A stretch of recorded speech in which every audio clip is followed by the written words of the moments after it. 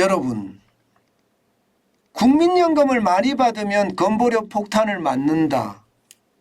이 말이 사실일까요? 진짜 여러분 이거 사실입니다.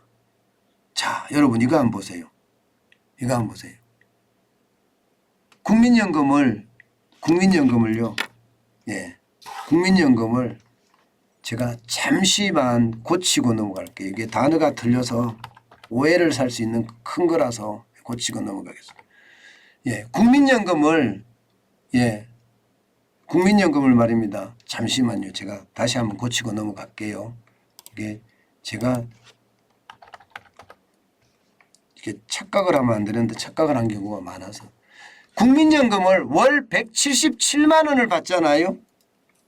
예, 국민연금을 177만 원을 받으면 1년에 2,124만 원이 됩니다.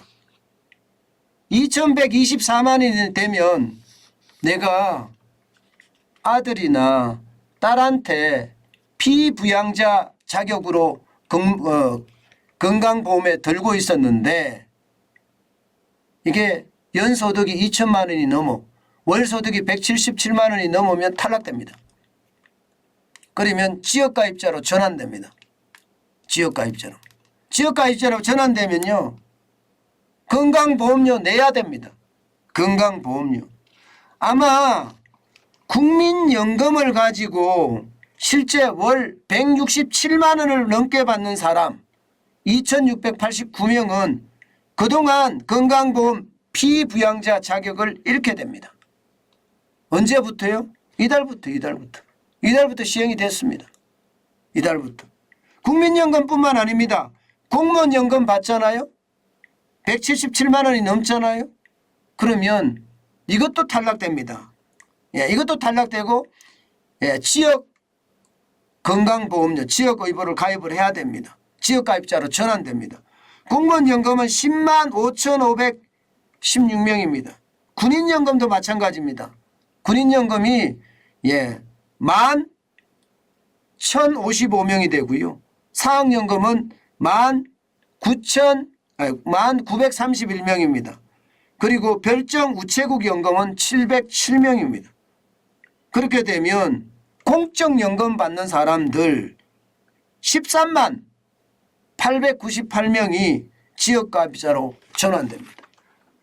야, 그러면 지금 예, 건강보험료를 내는 사람이 예, 올해 9월부터 당장 13만 898명이 늘어난다는 뜻이죠.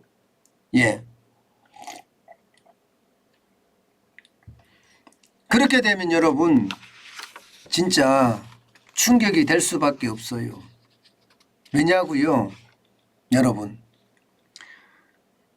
국민연금이라는 게 노후 생활의 마지막 보루잖아요. 마찬가지로 공무원연금도 노후 생활의 마지막 보루, 군인연금도 노후 생활의 마지막 보루입니다. 사학연금도 마찬가지예요. 뭐 별정 우체국 연금도 마찬가지고요. 그런데 이게 내가 한 달에 예, 177만 원, 200만 원 못되게 받는다고 건강의료보험을 한 달에 10만 원, 15만 원, 20만 원 이렇게 때리면 이거 될까요, 여러분? 사람들마다 다 다르겠지만요. 집이 있느냐 없느냐, 재산이 얼마나 있느냐, 차가 뭐가 있느냐에 따라서 다 다르겠지만 지역 의료보험 가입자가 되면요. 아무리 적게 내도 예, 이게 10만 원 가까이는 낸단 말입니다. 그러면 한 달이면 10만 원이라 해도 이게 적어 보이지만 여러분 연으로 따지면요. 120만 원이 넘는 금액이에요. 그것도 집이 비싸다. 예, 집이 비싸다. 그래서 공시지가가 높다. 이러면 여러분 더 많은 비용을 부담할 수밖에 없는 겁니다. 국민연금을 받아도 이런 일이 벌어진다는 사실이 참 안타깝네요. 예. 아니 여러분 모든 사람들이 열심히 일했잖아요. 특히 말입니다. 베이비 부모 세대들은 저는 그 어느 세대보다 열심히 일했다고 생각을 합니다. 그들은 산업혁명의 대한민국 산업혁명의 역군이었습니다. 근데 그들에게 이제 국민연금으로 좀 노후생활을 잘해보자. 공무원연금, 군인연금, 사학연금으로 좀 노후생활을 그나마 좀 편하게 해보자 했는데 갑자기 건보료 폭탄이 터진 거예요. 작년까지만 하더라도요. 지역가입자로 전환하는 비용이 3,400만 원이 초과했을 경우에요. 3,400만 원. 그런데 지금 올해는 9월부터는 2천만 원이 초과하면 무조건 이게 해당이 됩니다. 물론 재산이 많아도 건강보험료가 피부양자 자격이 박탈이 됩니다. 과표가 5억 4천이 초과하잖아요. 그리고 연소득이 1,000만 원 초과하잖아요. 그럼 지역가입자로 전환됩니다. 지역가입자로. 과표가 5억 4천만 원 초과하면 서울에 있는 아파트들은 웬만하면 여기에 해당됩니다. 그러니 건강보험료 폭탄이라는 게 결국은 점점 현실화된다는 게 안타깝습니다, 여러분. 건강보험료 내보면 압니다. 회사 다닐 때는요. 건강보험료에 대한 신경을 안 쓰거든요. 그런데 자영업자가 돼봐요. 저처럼 이렇게 자영업자가 돼보면 건강보험료 눈 튀어나옵니다. 제가 한 달에 70만 원을 넘게 건강보험료를 내요. 제가 뭐 가진 게 뭐가 그렇게 많다고 말입니다. 근데 건강보험료를 장난 아니게 낸단 말입니다. 어떻게 생각하면 70만 원은요. 저에게 70만 원 넘게 내는 건 저에게는 충격적이에요.